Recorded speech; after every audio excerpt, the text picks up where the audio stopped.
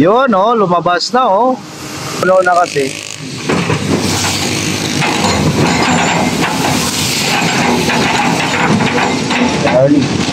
Guys, kami loud shoutout. Nandito tayo sa MacArthur Bridge. Ngayon umulan, araw ng linggo na dat na natin itong nagbubuhos, ano, itong bako, mga crane, no, dito sa Pasig River Esplanade Phase 4, no. So ito, tingnan natin guys ang kanilang gagawin na pagbuhos, no, dito. Ito, nakita natin na inikot nila yung tubo. Tara guys, tingnan natin, ano.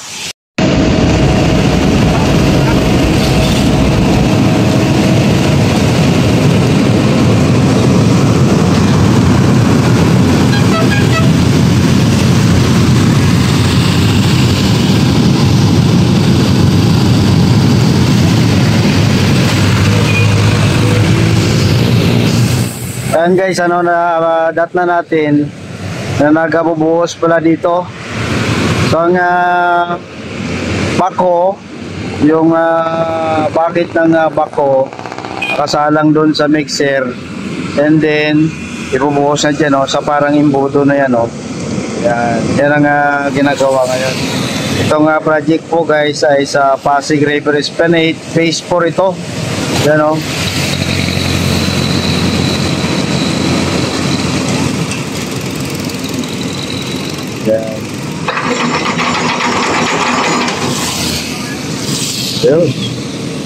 So parang ano na, kada iangat niya yan para para parang imbudo siya. Napuno na kasi.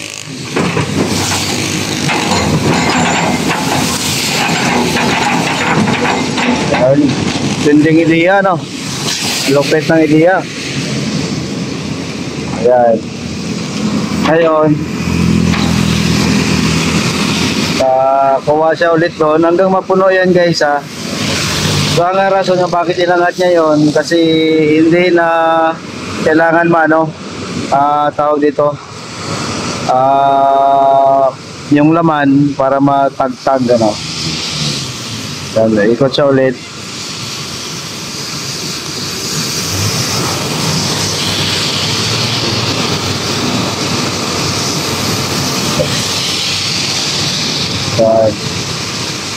Kasi kung i-diretso nila, pwede naman sana dito guys, kaso maka-traffic siya,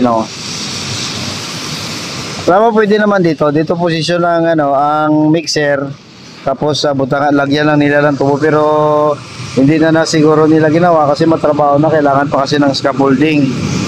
So ang ginawa na lang, yan na lang yung bako.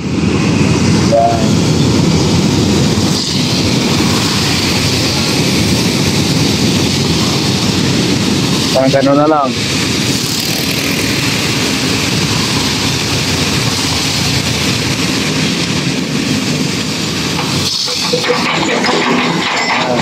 Tapos iangat niya ulit.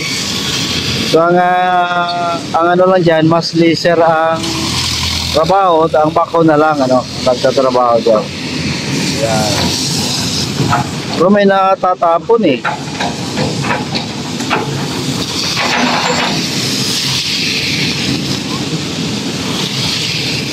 may natatapon sa sa ilalim.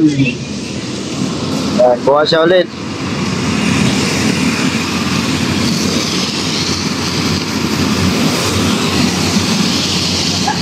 Ang mixer na kailangan tapusin nila yan guys, kasi alam mo bakit? Hindi pwedeng maiiwan yan kasi matuyo yan sa loob. Laking disgrasya yan. Pag matuyuan kasi yan ng simento sa loob, pakpakin nila yung laking gastos yan. Talo ang contractor dyan. Yan na naman.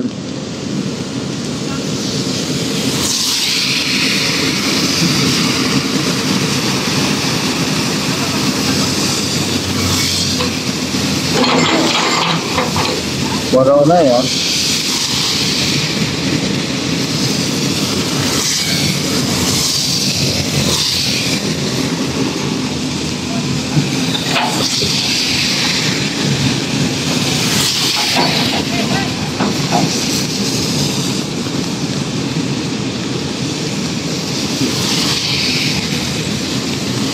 Ikot na naman siya. So on and so forth yan hanggang maubos ang isang mixer na yan. Kasi pag hindi maubos yan, yan nga, matuyuan yan, delikado.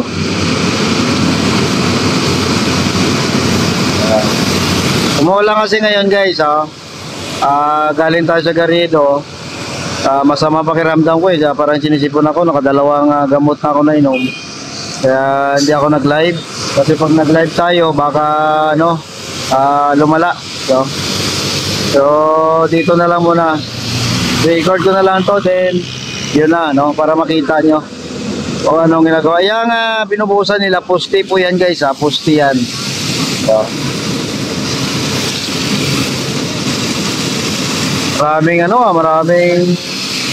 Maraming tapo, may bilog po, may malalaki pa.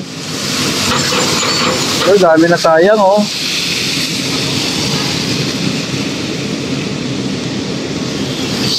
yan. Buhos ulit, itaas niya ulit. Itaas niya ulit yan. And then, para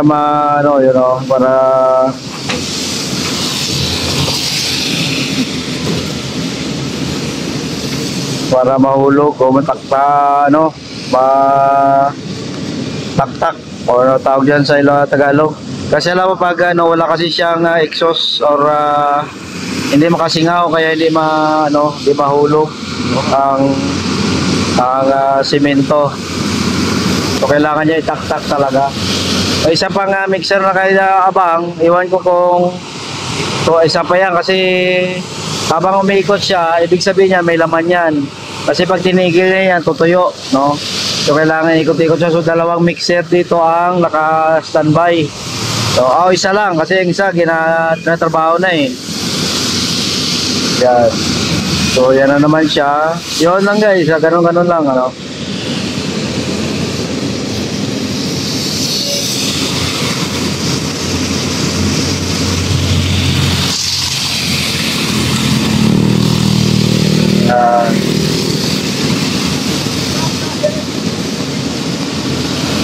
Tapos laking gamit talaga itong backhoe pero kung kung naglagay sila ng tubo dito, yun nga lang matrabaho kasi maglagay pa ng scaffolding o ang labor masyado nang matagal yun so yan na lang siguro mga laki yan malaki yan guys. Nakita natin kung sa previous na ko na vlog ko, nakita natin yan na binaon nila yan D30 or D30 tama-tama D30 tubo na yan. Malaki ang laman niya kasi siguro mga nasa 12 meters yan binaon nila. So isa na lang, hintayin natin guys. So isa na lang, gano'n lang naman yan ulit-ulit lang hanggang mapuno yan or hanggang maubos ang dalawang mixer na yan kasi hindi pwedeng hindi nila ubusin yan. May yun, ubos na yata kasi hindi na napuno last na yata yan sa isang mixer yan, last na yan.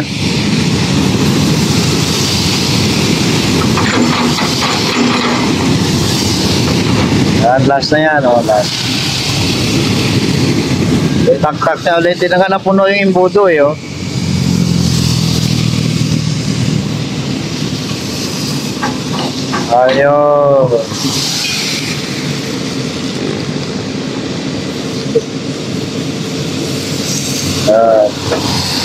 So yung sabi ko guys dito ang trabaho walang safety gear walang siyang yan, tinanggalan na, inikot-ikot na nila, inikot-ikot na. Ano kayang gagawin? Ay tinanggal yun lang pala yun tawag dito yan, bunutin na nila, bunutin yun, sinausaw dun sinausaw sa tubig yun. At hinahon ang dami inugasan lang, inugasan lang pala guys. Yan guys tapos na isang mixer, ang isa nakahintay.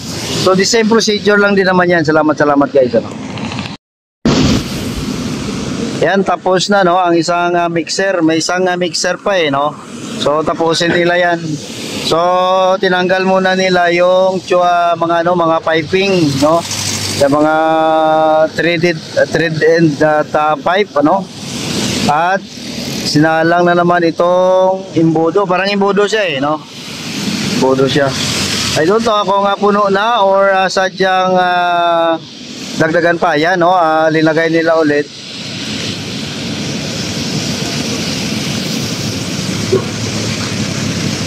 So itong proyekto nito guys, Pasig River Esplanade Phase 4 to ha.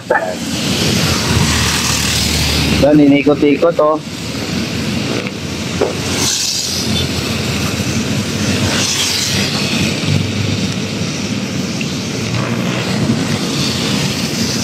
So may isa pa silang bubuhusan eh, yung malaki na guys oh. Ito di 30 lang to na tubo. Ito I don't know magano, siguro nasa 108 no, 108 siguro ang diameter niyan. So tinanggal na no, I don't know kung lilipat ng tuloy pa rin guys, tuloy pa rin ano. Tuloy pa rin ang ano, kukuha siya ng simento doon sa ano, sa mixer, then itapon dito. So nakita natin, hugasan ano, tapos na no, tapos na, ibig sabihin wala nang simento yan guys, hugasan niya na lang yan ano. O hindi makatama yata no, daming tapon, yun natama din. So ang gawin ng ano yan, hugasan niya yung mga natirang simento para hindi matuyo sa loob no? Kasi pag natuyo yan sa loob, delikado yan. So tanggalin na ano yan. Yan no, hinugasan guys oh.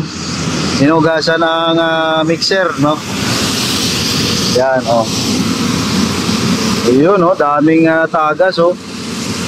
Yun no, pero ilang litro din yan no. Laki ng bucket ng ano na yan, ang bako no, na talagang ano yan, dami.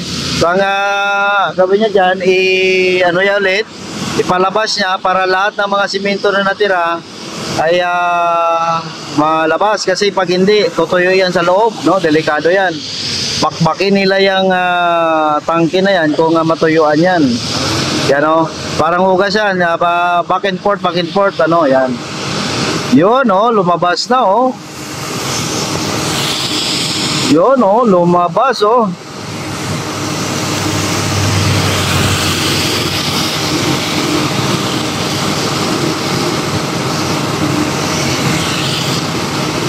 So pagkatapos yan guys, alis ang isa, balik naman yung isa. So, update din pala natin yung kabila guys oh. Yan.